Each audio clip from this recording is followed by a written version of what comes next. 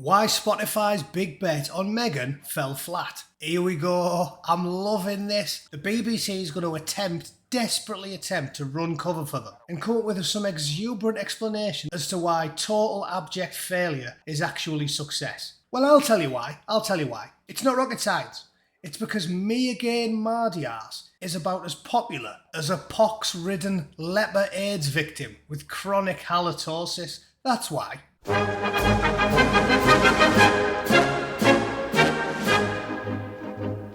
Right, you did not need to be a genius to figure out this was going to happen. Because for the last 6 or 7 years now, we've just had constant, unending failure, somehow meriting promotion. You've had the likes of Kathleen Kennedy, where everything they make is pure bilge. Cancer of the eyeballs. Everything they make is terrible, but they still fail upwards. They don't care about the money anymore, they just care about their ideology. Well, they will care when the money starts running out. I know socialists think that money grows on trees, but it will eventually run out, and when it runs out, things will change. But until then, they're going to keep making expensive mistakes like this, that anybody with a pair of eyeballs and a set of ears could have seen it coming 50 miles away. Anyone who's watching this knows that nobody wanted to listen to Me Again's podcast. I would rather listen to the appalling sound it would make if the family dog fell into a wood chipper. Nobody wants to listen to it, and everybody knew nobody wanted to listen to it, and they paid them anyway.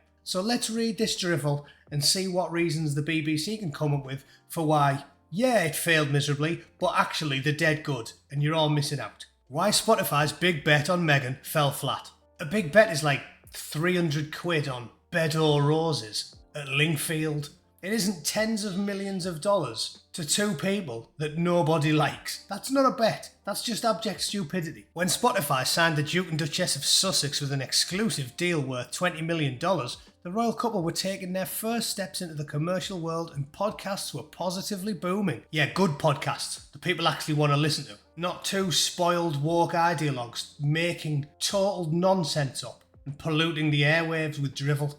How times have changed. These days, Prince Harry and Me Again's brand has waned in the eyes of some. In the eyes of anyone with eyes. In fact, even people without them. It's waned in the eyes of Stevie Wonder. He doesn't listen to them either. And Spotify is reducing its reliance on big celebrity signings and expensive original content. Oh, they are they? Well, I'm pretty sure Joe Rogan's still on there, right?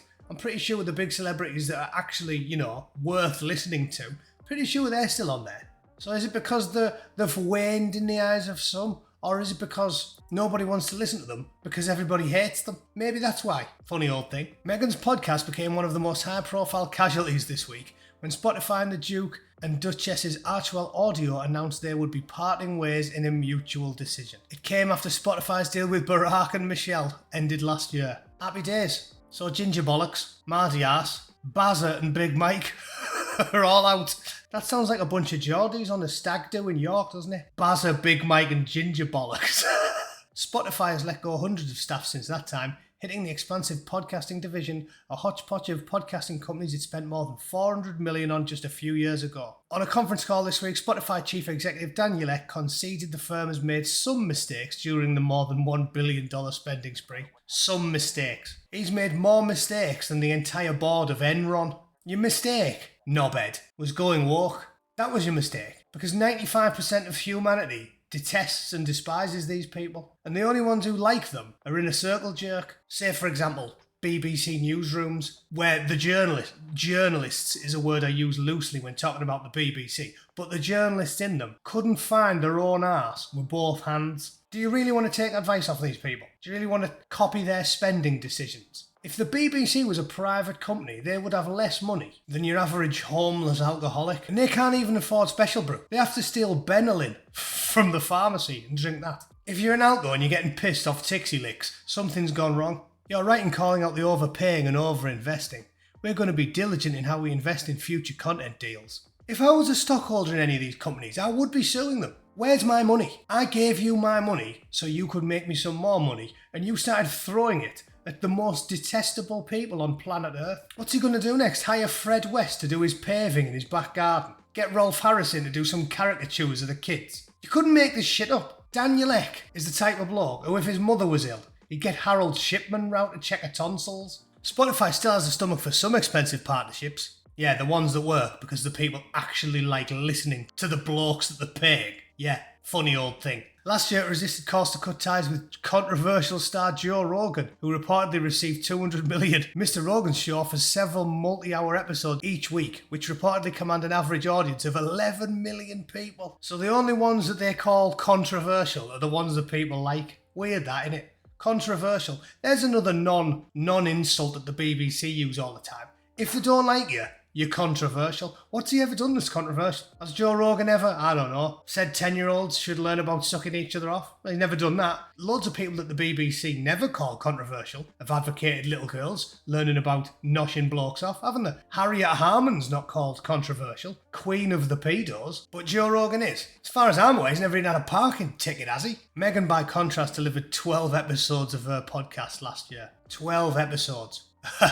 In a year. 12 episodes where an episode involves sitting down and talking for a bit. I've done more work than she managed in a year in the last 3 weeks. Think of that. And I get paid $8 per month off YouTube. Meghan Markle does less work than Diane Abbott's personal trainer. And all he does is drive her to Greg's twice a week.